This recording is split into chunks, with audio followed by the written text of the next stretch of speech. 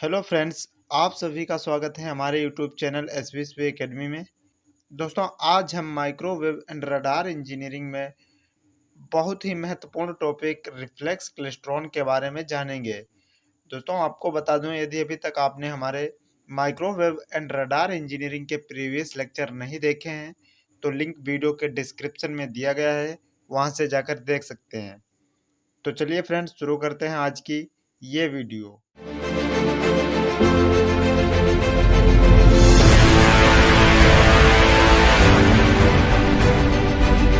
तो सबसे पहले हम देखेंगे कि रिफ्लेक्स क्लेस्ट्रॉन क्या होता है। दोस्तों, जो रिफ्लेक्स क्लेस्ट्रॉन होता है वह टू कैविटी क्लेस्ट्रॉन एम्पलीफायर की तरह ही होता है, लेकिन दोस्तों इसमें क्या डिफरेंस होता है। जो रिफ्लेक्स क्लेस्ट्रॉन होता है वह एक ऑसिलेटर होता है जिसमें कि माइक्रोवेव रेंज की फ्रीक्वेंसी को जनरेट किया जाता है, लेकिन जो टू कैविटी क्लेस्ट्रॉन और मल्टी कैविटी क्लेस्ट्रॉन थे वह एक प्रकार के एम्पलीफायर थे। और दोस्तों, जो रिफ्लेक्स क्लेस्ट्रॉन होता है उसमें केवल एक ही कैविटी का यूज किया जाता है।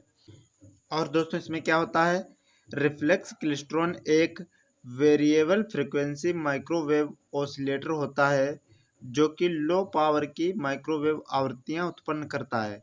तो दोस्तों, जो हमारा रिफ्लेक्स क्लेस्ट्रॉन होता है वह एक प्रकार का ऑसिलेटर होता है जो कि लो पावर की माइक्रोवेव फ्रीक्वेंसीज उत्पन्न करता है। दोस्तों, अब हम रिफ्लेक्स क्लेस्ट्रॉन ऑसिलेटर की कंस्ट्रक्शन और वर्किंग को एक फिगर के माध्यम से समझेंगे कि इसकी कंस्ट्रक्शन और वर्किंग किस प्रकार होती है।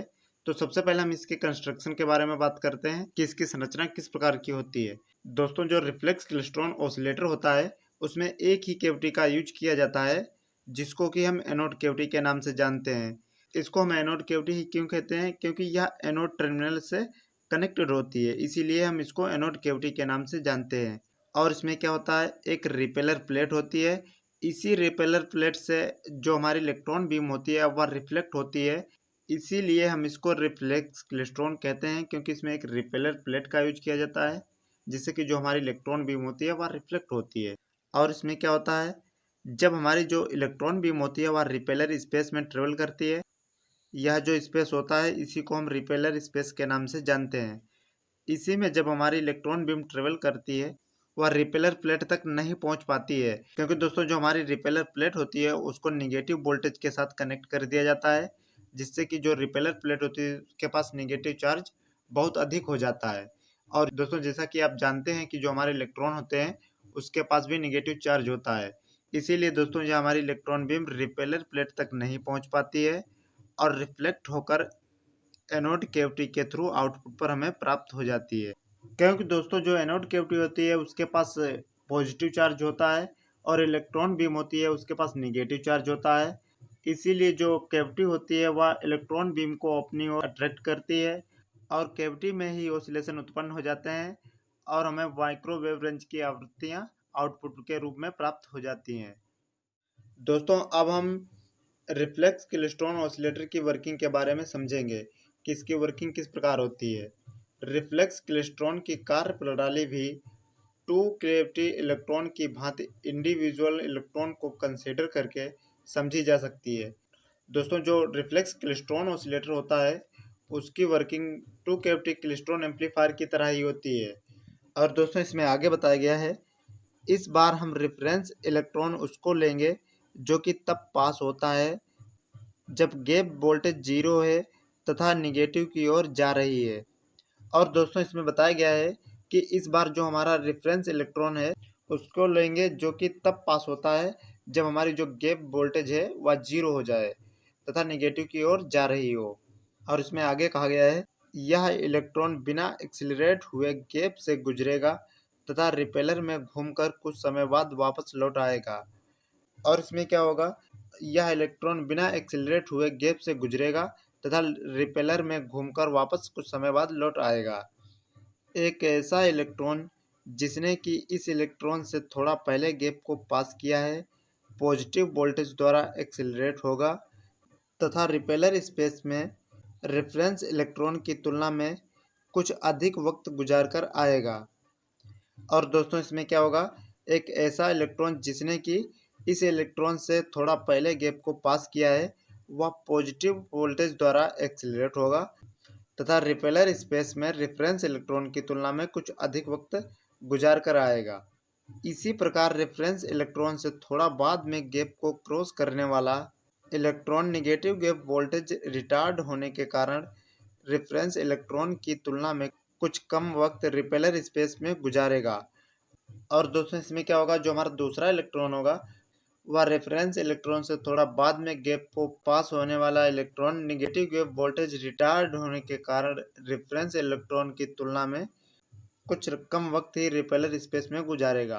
अतः बंचिंग के लिए स्थितियां पूरी तरह से अनुकूल हैं। अतः वापसी के समय ओसिलेशन उत्पन्न होंगे तथा कैविटी पर आउटपुट प्राप्त होगी। और दोस्तों यदि ये सभी कंडीशंस पूरी हो जाती हैं तो बंचिंग की सभी कंडीशन पूरी हो जाती हैं। अतः वापसी के समय ओसिलेशंस उत्पन्न हो जाते हैं और कैविटी पर आउटपुट प्राप्त हो जाती है। दोस्तों जो रिफ्लेक्स क्लेस्ट्रॉन ऑसिलेटर की वर्किंग होती है वह बंचिंग प्रोसेस पर ही डिपेंड करती है। दोस्तों बंचिंग प्रोसेस को हमने प्रीवियस लेक्चर में अच्छे से एक उदाहरण के माध्यम से समझाया है। यदि अभी तक आपने हमारा प्रीवियस लेक्चर नहीं देखा है तो लिंक वीडियो के डिस्क्रिप्शन में दिया गया है, उसे जरूर देखें ताकि आपको बंचिंग प्रोसेस आसानी से समझ में आ जाए। दोस्तों रिफ्लेक्स क्लेस्ट्रॉन ऑसिलेटर की जो वर्किंग होती है वह भी टू कैविटी क्लेस्ट्रॉन एम्पलीफायर की तरह ही तीन कंडीशंस पर डिपेंड करती है।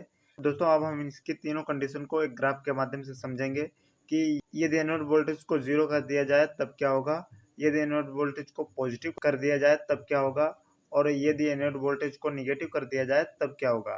सबसे पहले हम देखेंगे कि यदि एनोड वोल्टेज को जीरो कर दिया जाए तब क्या होगा।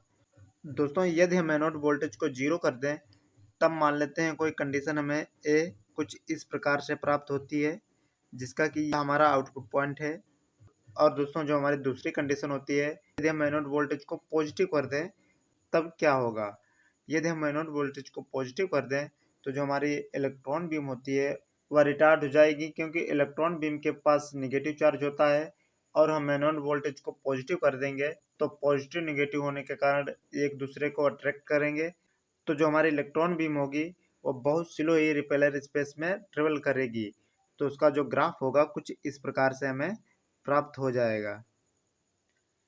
इसे मान लेते हैं कि यह कोई कंडीशन बी है।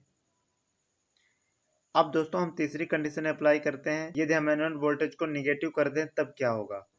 दोस्तों जब हम एनोड वोल्टेज को निगेटिव करेंगे तो वह रिपेलर स्पेस में बहुत तेज स्पीड से ट्रेवल करेगी, क्योंकि इलेक्ट्रॉन बीम के पास भी निगेटिव चार्ज होता है और हम निगेटिव वोल्टेज ही अप्लाई करते हैं, इसीलिए वो इलेक्ट्रॉन बीम को रिपल करेंगे और इलेक्ट्रॉन बीम की स्पीड बहुत तेज हो जाएगी।